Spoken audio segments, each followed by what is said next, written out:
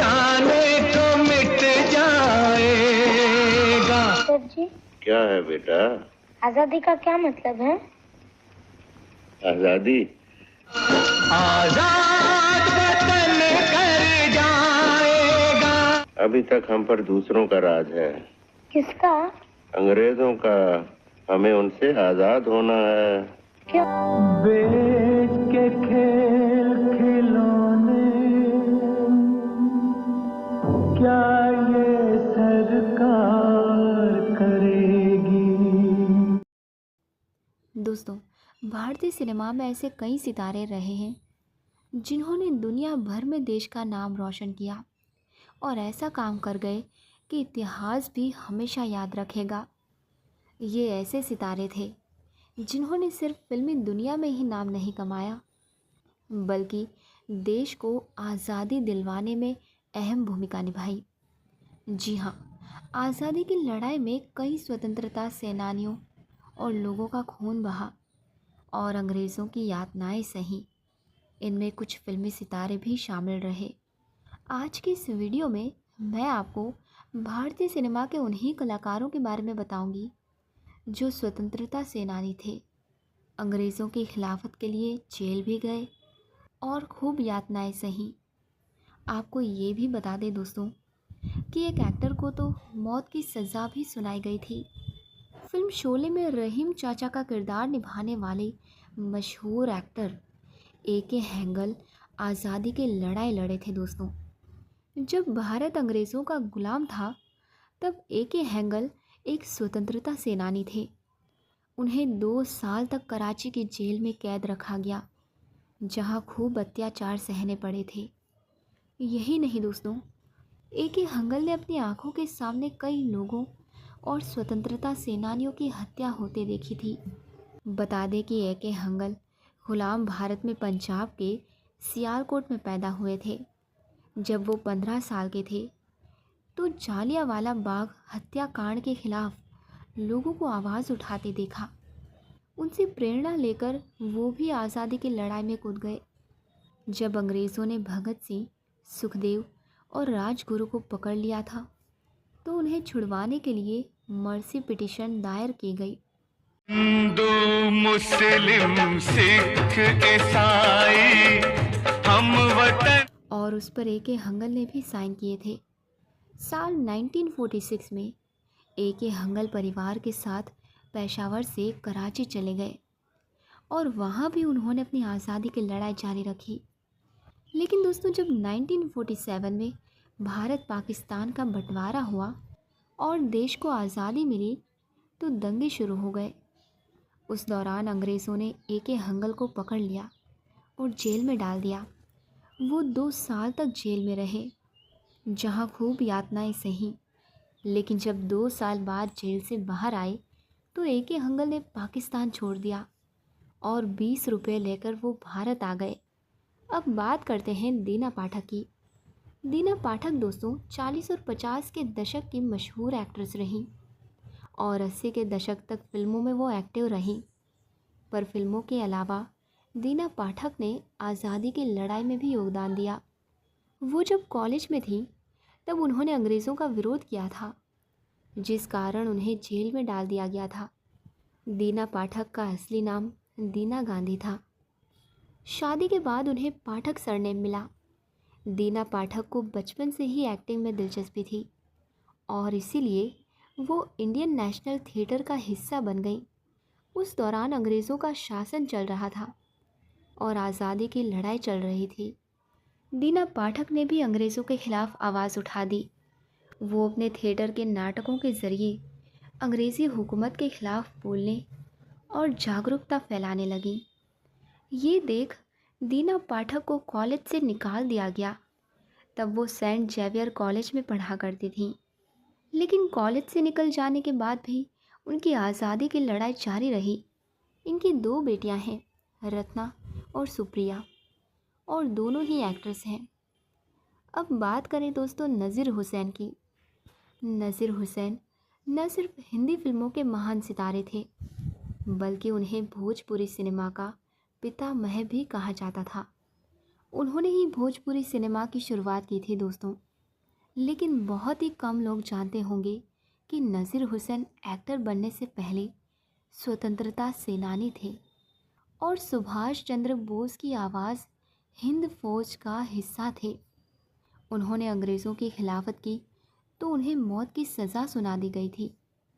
नज़ीर हुसैन को लाल किले में फांसी दी जानी थी, लेकिन दोस्तों की वजह से वो अंग्रेज़ों की कैद से निकल भागे। नज़ीर हुसैन दूसरे विश्व युद्ध के दौरान ब्रिटिश आर्मी में थे और जंग लड़ी।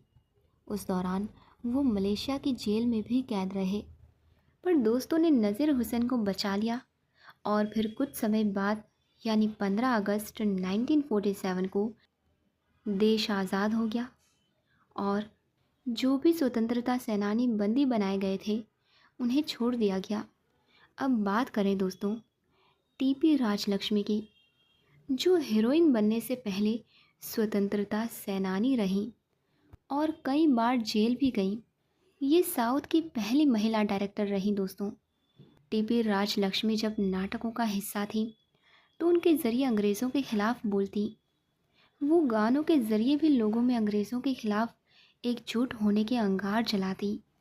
उन्होंने कई लोगों को आज़ादी की लड़ाई में जुड़ने के लिए प्रेरित किया, लेकिन उनका बढ़ता रौब देख अंग्रेज़ी सरकार हरकत में आ गई और उन्हें जेल भेज दिया गया। टीपी राजलक्ष्मी को बार बार जेल भेजा जाता और हर बार उनके नाटकों के साथ ही उन्हें छुड़ा लाते। अब बात करते हैं सुबोध मुखर्जी की। सुबोध मुखर्जी एक जाने माने फिल्म मेकर थे दोस्तों। उन्हें हिंदी सिनेमा का वट वृक्ष कहा जाता था। शम्मी कपूर और देवानंद को स्टार बनाने का क्रेडिट सुबोध मुखर्जी को दिया जाता है। शागिर्द, तीसरी आँख, जंगली और मुनीम जी जैसी फिल्में बनाने वाले सुबोध मुखर्जी ने भी आज़ादी की लड़ाई में हिस्सा लिया था। वो टेनिस में अपना करियर बनाना चाहते थे और इसीलिए वो जन्म स्थान झांसी से निकलकर लखनऊ चले गए। लेकिन यहाँ जब वो आज़ादी की लड़ाई लड़ रहे थे, लोगों से मिले और उनके साथ उठना बैठना शुरू हुआ तो इरादा बदल गया। वो स्वतंत्रता सेनानी बन गए। साल 1942 में दोस्तों उन्होंने भी अंग्रेज़ों के खिलाफ आवाज़ उठाई, जिस कारण उन्हें भी जेल भेज दिया गया था और टॉर्चर किया गया। बाद में उन्हें रिहा कर दिया और फिर उन्होंने बड़े भाई शशिधर मुखर्जी के पास जाकर फिल्में बनाना शुरू कर दिया। बॉलीवुड के सुपरस्टार दिलीप कुमार हमेशा अपनी लाजवाब एक्टिंग की वजह से हमारे दिलों में रहे। उनकी अदाकारी का कोई सानी नहीं है, जिनकी तारीफ़ के लिए अल्फाज कम पड़ जाएंगे। लाजवाब शख्सियत के मालिक दिलीप कुमार के फिल्मी किस्सों को आपने बहुत सुना होगा दोस्तों, लेकिन ये किस्सा शायद ही आपने सुना हो जब उन्हें अंग्रेज़ों ने जेल में डाल दिया था। ये बात उस समय की है जब दिल्ली दिल में तहज़ीब पेशावर में हुआ करती थी। भारत के टुकड़े नहीं हुए थे। महात्मा गांधी, चंद्रशेखर आज़ाद, भगत सिंह और मौलाना अब्दुल कलाम आज़ाद जैसे महान क्रांतिकारी देश की आज़ादी के लिए संघर्ष कर रहे थे दोस्तों। तब दिलीप कुमार भी अजीम आज़ादी की लड़ाई का हिस्सा बने थे। दिलीप कुमार को अभिनय का बड़ा शौक़ था, बस उन्हें मौके की तलाश थी। इस बीच एक बार उनका अपने पिता से झगड़ा हो गया। ब्रिटिश हुकूमत के दौर में दिलीप कुमार 1940 में घर छोड़ बॉम्बे से पुणे आ गए। यहाँ एक कैफ़े के मालिक ने उनकी मदद की। उसने उन्हें कैंटीन के कॉन्ट्रैक्टर से मिलवाया। वो दिलीप कुमार की फर्राटेदार अंग्रेज़ी बोलने का कायल हो गया। उसने उन्हें आर्मी क्लब में एक स्टॉल दे दिया। वो वहाँ सैंडविच बेचने लगे। उस दौरान देश में आज़ादी की लड़ाई ज़ोरों पर थी। दिलीप कुमार ने भी एक दिन पुणे में आज़ादी के लिए भाषण दिया। उन्होंने कहा, आज़ादी के लिए भारत की लड़ाई एकदम जायज़ है और ब्रिटिश शासक गलत है। उन्हीं की वजह से हिंदुस्तान में सारी मुसीबतें पैदा हो रही हैं। इस बात का जिक्र उन्होंने अपनी किताब Dilip Kumar the substance and the shadow में भी किया है। अपने भाषण के दौरान दिलीप कुमार ने ब्रिटिश हुकूमत की जमकर आलोचना की थी। उनके क्रांतिकारी भाषण पर खूब तालियां बजी। लेकिन उसी दौरान वहां पुलिस आ गई। अंग्रेज़ों के खिलाफ भाषण देने के लिए उन्हें गिरफ्तार कर येरवाड़ा जेल भेज दिया गया, जहां कई आंदोलनकारी बंद थे।